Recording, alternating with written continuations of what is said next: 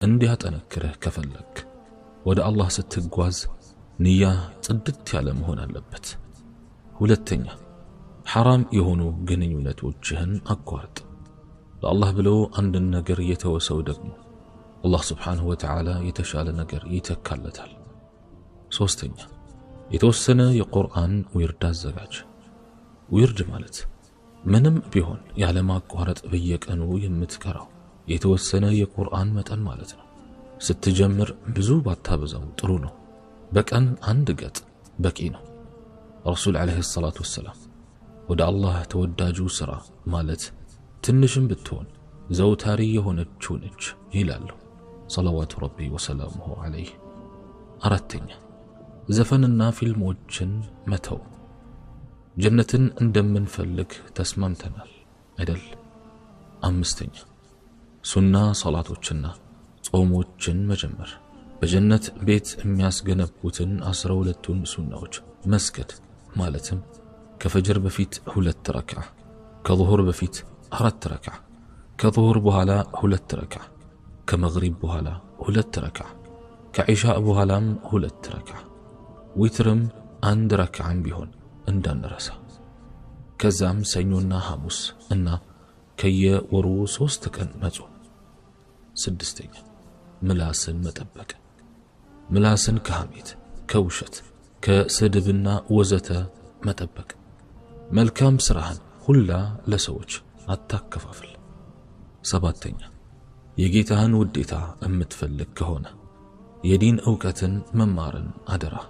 1-2 ገጽም ይሁን ብቻ ግን በዓቂዳ ትምህርት ጀምርና ቀጥል፣ አታቋርጥ። 8ኛ ከአላህ ጋር ለብቻ ሆኖ ማውራት።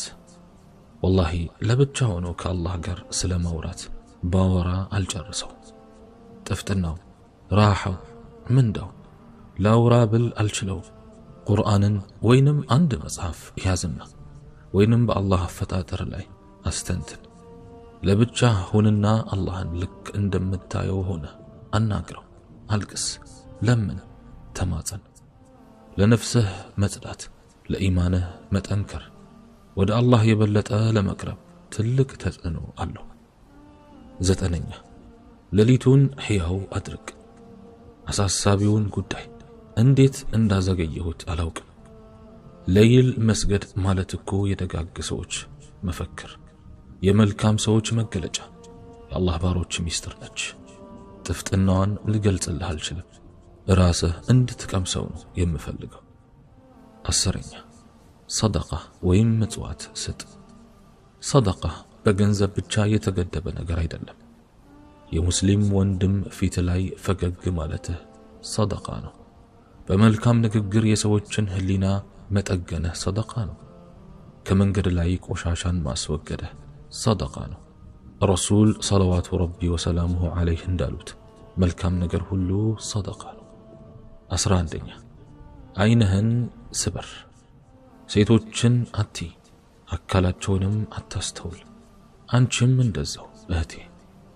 ዓይንህን ስትሰብር አላህ ዘንድ እንዴት ትልቅ እንደምትሆን ብታቅ ኑሮ።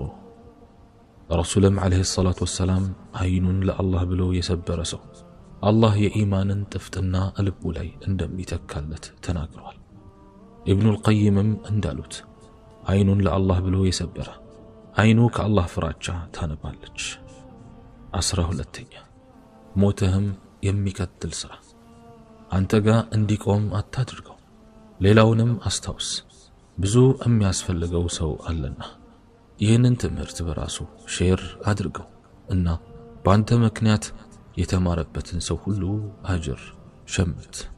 ሌላውም ሊዘነጋ የማይገባው ነገር ዚክር ነው። ምላሳችን ሁሌም አላህን በማስታወስ መርጠብ መቻል አለባት። ልባችንም እንዳይደርቅ አላህን ሁሌ እናስታውስ። ስንቀመጥ፣ ስንራመድ፣ ልንተኛ ስንል፣ መኪና እየነዳን፣ ታክሲ ውስጥ እየተሳፈርን ብቻ ዚክር ለማድረግ ቦታ አያስፈልገው። የትም ብንሆን ዚክር ማድረግ እንችላለን። መቼም ሰው ነንና ፈራሽ እንደሆንን እናውቃለን። እንደ ሙስሊም ከሞት በኋላ ሕይወት እንዳለ እናምናለን። ስለሆነም